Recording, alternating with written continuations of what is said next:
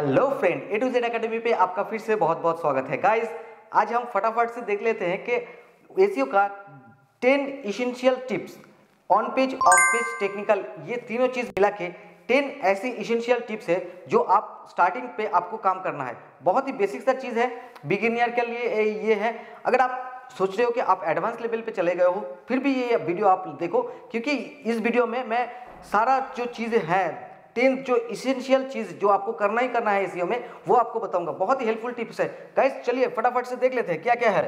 First, target, focus and primary keyword. Guys, आपको मैंने पहले भी बताया है कि आपको पहले टारगेट करना है कि आपका जो कीवर्ड्स है उसको फाइंड करना है, रिसर्च करना है, एंड उसके बाद आपको कंटेंट पे उसको डालना है। ठीक है, कीवर्ड बिना आप कंटेंट नहीं लिखोगे। पहले आपको कीवर्ड रिसर्च करना है, उसके बाद स्ट्रैटेजी बनाना है। तो कैसे आप कीवर्ड को फाइंड करोगे? आप बहुत सारे टूल्स की मदद से ले सकते हो, एचरेफ, एसीएमरश, मॉज। अगर आप फ्री चाहते हो तो आप गूगल का जो टूल है गूगल कीवर्ड प्लानर, तो वो आप इस्तेमाल कर सकते हो। ठीक है, तो रिलेवेंट कीवर्ड आपको ढूंढना है जो आप टारगेट करना चाहते हो। आपके बिजनेस के जो नीश है उसके रिगार्डिंग आप कीवर्ड ढूंढो, उस पर एक स्ट्रैटेजी बनाओ।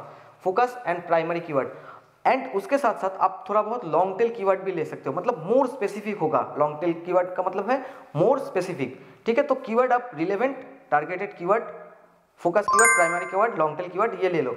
तो ये था हमारा पहला। सेकंड क्या है? सेकंड है राइट क्वालिटी कंटेंट। गाइस, मैंने पिछले वीडियो में भी बताया था कि क्वालिटी कंटेंट आपको देना है, not focus on quantity, focus on quality. ठीक है, आपके कंटेंट के द्वारा ही आप सिग्नल भेज सकोगे सर्च इंजन को कि मेरा जो प्रोडक्ट सर्विस है वो ये है।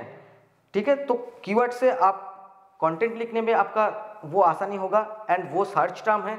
एंड उसी से अगर आप कंटेंट लिखोगे, ओरिजिनल कंटेंट, जो आप सिग्नल दे पाओगे, क्लू दे पाओगे सर्च इंजन को कि ये कंटेंट, मतलब ये जो पेज है ये बिजनेस है, ये सर्विस है, या ये ब्लॉग है। तो ये जो पार्टिकुलर चीज़ें हैं, अगर आप क्वालिटी कंटेंट दोगे तब जाके सर्च इंजन को समझ में आएगा। नहीं तो आप जितना भी काम कर लो आपको रैंकिंग नहीं आएगा। एआई या उससे द्वारा और भी कोई डुप्लीकेट अगर कंटेंट स्पिन वगैरह आप करते हो, वो अभी स्टॉप कर दो। ठीक है, तो थर्ड क्या है हम देखते हैं। Optimise your page title meta description. Guys, meta data optimisation आपको करना है। टाइटल एंड मेटा डिस्क्रिप्शन जो सर्च इंजन रिजल्ट पेज पे दिखाया जाता है, हो सकता है ये डायरेक्ट रैंकिंग फैक्टर नहीं है, फिर भी ये आपका जो क्लिक है, यूजर जब देखेगा आप सर्च इंजन रिजल्ट पेज पे, एसीआरपी पे आपका पेज जब अपीयर होगा, तो यूजर जो देखेगा उसके ऊपर ही वो क्लिक करेगा, है ना। तो अट्रैक्शन कुछ अगर नहीं देखेगा तो वो क्यों क्लिक करेगा? तो इसलिए आपको अट्रैक्टेड टाइटल मेटा डिस्क्रिप्शन बनाना है।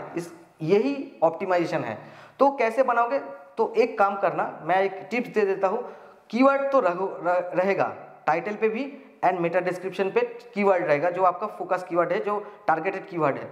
एंड उससे थोड़ा बहुत शॉर्ट करके आप लिखो, देखोगे कि एक 140 कैरेक्टर का मेटा डिस्क्रिप्शन होता है, एंड 55 to 60 कैरेक्टर का आप टाइटल लिखोगे। ये ऑप्टिमाइज अगर कर पाओगे तो आपका क्लिक आने का चांसेस ज़्यादा होगा, सीटीआर ज़्यादा होगा क्लिक आने से, एंड सीटीआर ज़्यादा होगा तो गूगल सर्च इंजन को सिग्नल जाएगा कि आपका वेबसाइट में कुछ वैल्यू है। ठीक है, एंड उससे क्या होगा, आपका धीरे धीरे रैंकिंग भी बढ़ सकता है, एंड जो रैंकिंग अगर हो जाता है उसका भी बहुत दिन तक वो यहाँ पे इम्पैक्ट रहेगा। ठीक है, टाइटल मेटा डिस्क्रिप्शन हो सकता है अभी डायनामिकली चेंज कर दे रहा है। टाइटल मेटा डिस्क्रिप्शन गूगल एसीआरपी पे चेंज कर दे रहा है, H1 से बदल के हेड टाइटल बना दे रहा है, कंटेंट से उठा के मेटा डिस्क्रिप्शन बना दे रहा है। तो डायरेक्टली, इसलिए मैंने बोला है कि डायरेक्टली ये रैंकिंग फैक्टर नहीं है, लेकिन आपको काम यहाँ पे करना है। ठीक है, थर्ड जो है यहाँ पे काम करना है।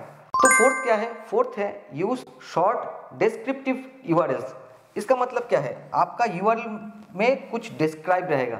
क्या डिस्क्राइब रहेगा? आपके पेज के बारे में। क्यों यहाँ पे ये बताया गया है? शॉर्ट तो आपका यूआरएल रहेगा, एंड आपके वेबसाइट में जो यूआरएल बनेगा वो थोड़ा सा डिस्क्राइब करेगा आपके पेज के बारे में, जो पेज में वो एंटर होगा। ठीक है, इससे क्या होगा, आइडेंटिफाई करने में आसानी होता है गूगल क्रॉलर या सर्च इंजन बॉट को। ठीक है, तो कैसे रखोगे? बहुत ही सिंपल है, यूआरएल पे फोकस कीवर्ड रख दो, यही एक सिंपल सा चीज़ें हैं। ठीक है, तो शॉर्ट बनाना एंड उसको डिस्क्रिप्टिव यूआरएल्स बनाना। ठीक है फ्रेंड, तो ये था हमारा फोर्थ। फिफ्थ क्या है? Fifth, generate backlinks from high site authority websites. Guys आपको ऐसा नहीं है कि जहाँ कहीं भी आप बैकलिंक बनाना स्टार्ट कर दो, आपको वहाँ पे ही लिंक बिल्डिंग करना है जो आपके वेबसाइट का रिलेवेंट हो एंड जो हाई अथॉरिटी वाला हो। हाई अथॉरिटी सिर्फ आपको ये देखना नहीं है कि उसका डोमेन रेटिंग क्या है, उसका डोमेन का जो मॉज में आता है ना जो DA domain authority and domain rating, ये सिर्फ देखना नहीं है, आपको ये भी देखना है कि वो वेबसाइट से आपका कितना रिलेशन कर आपका वेबसाइट रिलेटेड है एंड उससे वहाँ पे कितना ट्रैफिक आ रहा है। सोचिए कि फेसबुक पे तो लाखों ट्रैफिक, करोड़ों ट्रैफिक आता है, तो फेसबुक पे अगर आप लिंक बिल्डिंग करोगे तो वो आपके लिए अच्छा होगा। ठीक है, फेसबुक का लिंक भी लिंक बिल्डिंग है। ठीक है, तो ऐसे ही आपको साइट ढूंढना है जहाँ पे बहुत सारा ट्रैफिक आता है एंड वो आपके वेबसाइट से रिलेट करता है एंड आप वो भी देखोगे। डीआर ये भी आप देख सकते हो, ऐसा नहीं कि इग्नोर करो, ये भी देख सकते हो, लेकिन उसके ऊपर सिर्फ भरोसा नहीं करोगे। ठीक है, आपको थोड़ा सा मैनुअली चेक करके भी देखना है, रिसर्च करके देख के आपको लिंक बिल्डिंग करना है। अंधाधुंध लिंक बिल्डिंग मत करो, ठीक है, आपके लिए ये नुकसान होगा। तो सिक्स क्या है हमारा? सिक्स है remove anything that load slowly.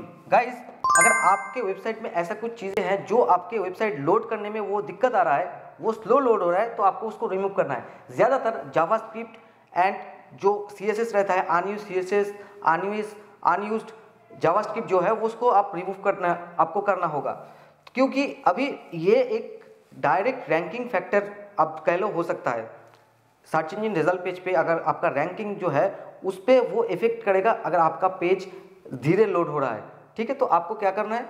Remove कर देना है जावास्क्रिप्ट जो अनयूज्ड है, जो अनयूज्ड CSS है। अगर आप खुद से वेबसाइट बना रहे हो तो पहले आप कोशिश करोगे कि ऐसा कुछ फंक्शनलिटी, ऐसा कुछ एनिमेशन आप ना डाल दो जिससे पेज वो लोड होने में ज़्यादा टाइम लगेगा, क्योंकि animation functionality JavaScript and CSS से ही बनता है।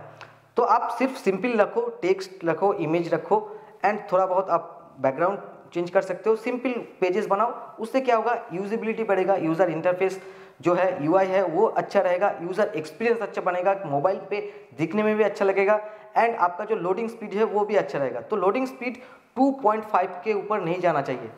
ठीक है, 2.5 सेकंड के ऊपर नहीं जाना चाहिए। ठीक है फ्रेंड, तो चलिए हम लोग देखते हैं हमारा सेवेंथ क्या है। सेवेंथ है use mix of internal and external linking. Guys internal link से हम लोग क्या करते हैं? हम लोग अपने जो वेब पेजेस है उसमें इंटरकनेक्ट बनाते हैं, ताकि अगर कोई पेज पे ज़्यादा ट्रैफिक आए उसको हम ड्राइव कर सकते दूसरे पेज पे। एंड कनेक्शन से क्या होगा? इंटरनल लिंक से क्या होगा? आपका जो यूज़र है उसका जो टाइम ऑफ एक्सपेंड, मतलब वो जो टाइम यहाँ पे बिताएगा वो ज़्यादा हो जाएगा। एक पेज से अगर दूसरा पेज जाएगा तो ऑटोमेटिकली 1 सेकंड से 2 सेकंड हो सकता है, 3 सेकंड हो सकता है। तो ये एक बहुत ही एक इम्पैक्टफुल चीज़ें हैं आपके वेबसाइट का इंटरनल लिंक से। अगर कोई यूज़र एक पेज से दूसरे पेज पे जाए, इससे तो सिग्नल मिलता है गूगल को कि हाँ ये पेज एक अच्छा क्वालिटी कंटेंट है एंड हो सकता है कि आपका जो प्रोडक्ट सर्विस है वो सेल होने में काफ़ी हद तक वो इंक्रीज हो सकता है, सेल होने का चांसेस इंक्रीज हो सकता है या लीड पाने का ज़्यादा चांसेस रहता है। एंड एक्सटर्नल लिंक क्या है? एक्सटर्नल लिंक है, सोचिए कि कोई आपने कंटेंट दिया है, कोई टेक्स्ट हो या कोई आप इमेजेस दिए हो, उसका कोई अलग सोर्स है, आप किसी सोर्स से उठा के लेके आए हो, विकिपीडिया हो या कोई भी आप सोर्स से कोई दिए हो ब्लॉग पे या पेजेस पे, तो आप अगर वो सोर्स एक्सटर्नल लिंक के तौर पे दोगे, क्योंकि एक्सटर्नल लिंक मतलब कि दूसरे किसी वेबसाइट का लिंक आप अपने खुद के पेजेस पे दे रहे हो, तो इससे क्या होगा? एक ऑथोरिटी बिल्ड होगा यूजर के सामने भी एंड सर्च इंजन के सामने भी कि ये बंदा ठीक बोल रहा है, ये पेजेस एक ऑथोरिटी पेज है। ठीक है, क्योंकि आप रिसोर्सेज जो आपका है वो आप दे रहे हो कि हाँ मैं यहाँ से निकाल के दे रहा हूँ, आप क्लेम नहीं कर रहे हो कि आपका वो खुद का है। ठीक है, तो ये एक अच्छी चीज़ है। 7 चीज़ मैंने जो बताया है, internal link and external link आपको करना है। चलिए हम लोग देखते हैं कि 8 क्या है। 8 है conduct regular site audit. Guys आपको रेगुलरली साइट को ऑडिट करना है, जैसे H1, schema markup, all keyword आपके कंटेंट पे है कि नहीं, आपका जो 301 रीडायरेक्शन है, जो चीज़ें आपको कर सकते हो। अगर URL चेंज करना होगा आपको वो चेंज करो, URL चेंज के बाद आप 301 रीडायरेक्शन हुआ है कि नहीं, ये सारा चीज़ आप रेगुलरली ऑडिट करते रहो, तब जाके आपको पता चलेगा कि कौन सा चीज़ वहाँ पे गलत हो रहा है। क्योंकि SEO ऐसी एक प्रैक्टिस है जो हो सकता है किसी चीज़ ना डायरेक्टली इम्पेक्ट कर रहा हो, लेकिन आपको करना ज़रूरी है, क्योंकि सोचिए कि आप घर में हो, अगर आप एक टाइम में स्नान कर रहे हो या एक टाइम पे आप खाना खा रहे हो, तो आपका शरीर जो है वो अच्छा रहेगा। तो एसईओ ऐसी है, सारा कुछ चीज़ अगर आप ऑप्टिमाइज करोगे, अच्छा रखोगे, तो खुद ब खुद वो रैंक हो जाएगा। ठीक है, ज़्यादा यहाँ पे रॉकेट साइंस नहीं है, सिंपल चीज़ें करना है आपको। ठीक है, रेगुलरली कॉन्डक्ट करो आप ऑडिट को। तो चलिए, हमारा 9th क्या है, optimize your image. Guys, image optimization मैंने पहले भी बताया है। इमेज ऑप्टिमाइजेशन, इमेज का जो size, proper size and proper dimension, image का जो नेम है वो proper name and image alt, ये सारा चीज़ देके इमेज को ऑप्टिमाइज करो, ताकि गूगल को लगे कि ये इस वजह से यहाँ पे है इमेज, एंड ये इमेज का जो नाम है इसे वो आइडेंटिफाई कर सके। ठीक है, तो इमेज अगर आपका रैंक हो जाता है तो वहाँ पे भी गूगल इमेज से भी ट्रैफिक आने का चांसेस रहता है। ठीक है, ये भी एक कह लो कि एक ऑप्टिमाइजेशन का एक बहुत पार्ट है, ऑन पेज एसईओ का ये है। एंड हमारा 10th क्या है, स्टडी योर कंपटीटर्स। गाइस, आपको लगातार आपको कंपटीटर्स को एनालिसिस करना है। आप टूल से भी कर सकते हो, बहुत सारे टूल्स अवेलेबल हैं, आप खुद मैनुअल जाके भी कर सकते हो। ठीक है, आप कीवर्ड लेके एक कीवर्ड लेके सर्च करके देखोगे कि कौन सा आपका कंपटीटर अच्छा काम कर रहा है, वो पहले कहा था, अभी कहा है, ये सारा चीज़ आप नोट करके रखो, एक ऑर्गेनाइज कर लो। जो मैंने टिप्स बताया है इसको एक गूगल शीट पे या एक्सेल पे नोट करके रखो, ऑर्गेनाइज करो। ये हो गया है तो चलो ये काम हो गया।